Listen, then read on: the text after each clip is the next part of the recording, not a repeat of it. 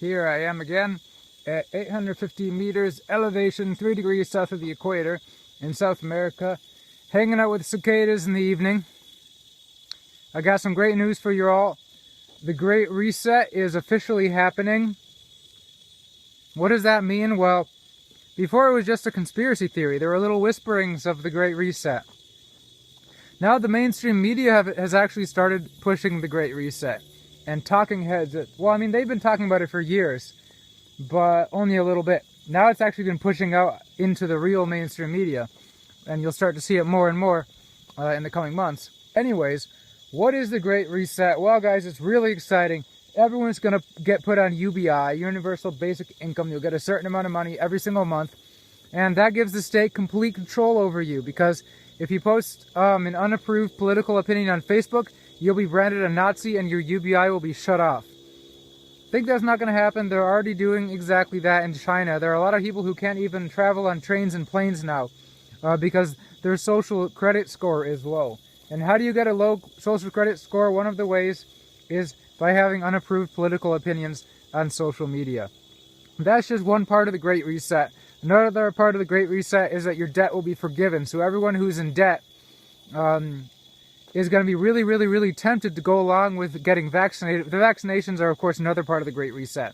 Everyone's going to get really, really, really tempted to get vaccinated and get their COVID passport and this and that, because if they don't, not only will they not get UBI, they won't get their debt forgiven. And in case you haven't noticed, the last few decades has seen the world like really, really, really trying to get as much people into as much debt as possible. The whole economy is based on debt.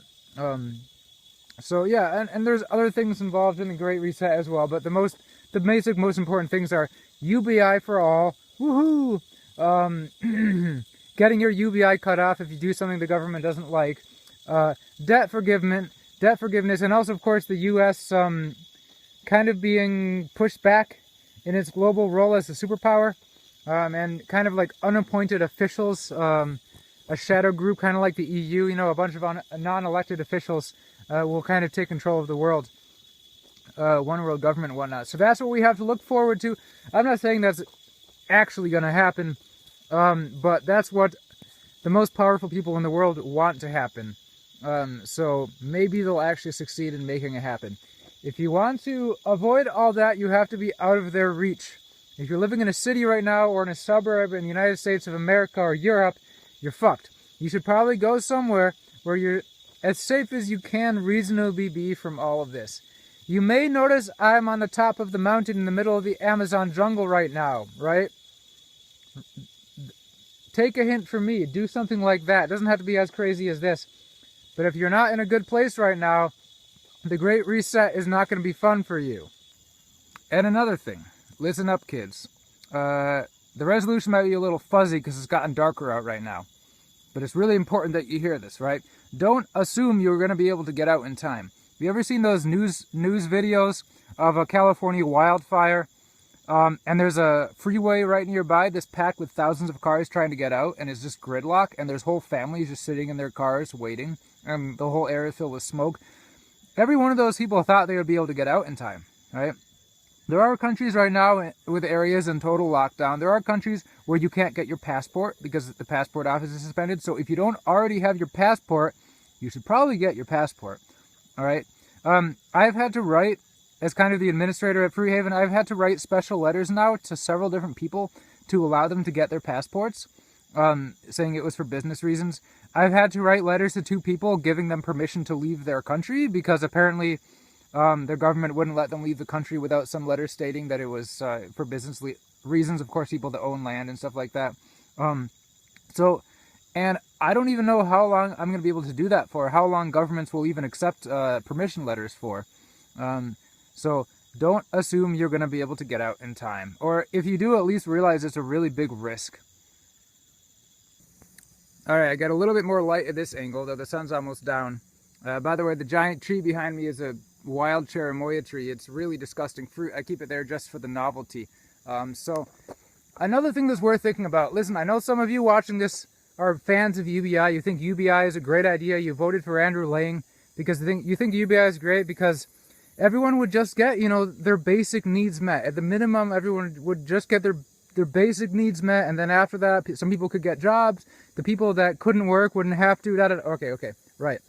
Aside from that being totally against human nature, you need to learn how money works.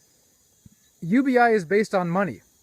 What if there is something about the existence of money and the functioning of money that means no matter how well-intentioned you are, and no matter how cool it would be for everyone to have their basic needs met by the government, money doesn't work that way. When you print money out of thin air and simply give it to people, that money obviously gets spent in the economy, reduces the scarcity of money, prices go up accordingly. Okay?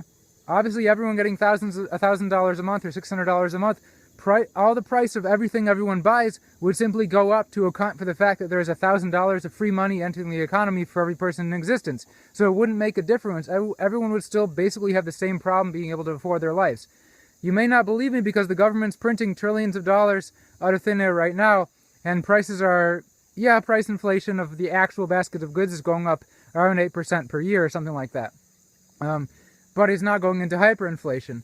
The reason is because most of the money being printed right now is going into financial assets. It's being bet on the stock market. It's being loaned out to banks at zero interest rates. They don't want to loan it to people because of very high delinquency rate because the real economy is doing poorly. So what do? They just put it in the derivatives market and the stock market. That's why the stock market is shooting up right now, right? So all the trillions of dollars the government is printing right now is not really going into the hands of the people. It's mostly going into financial assets, and those are being inflated. That's why the stock markets are at record PE ratios and shooting upwards, right? Constantly hitting all-time highs year after year.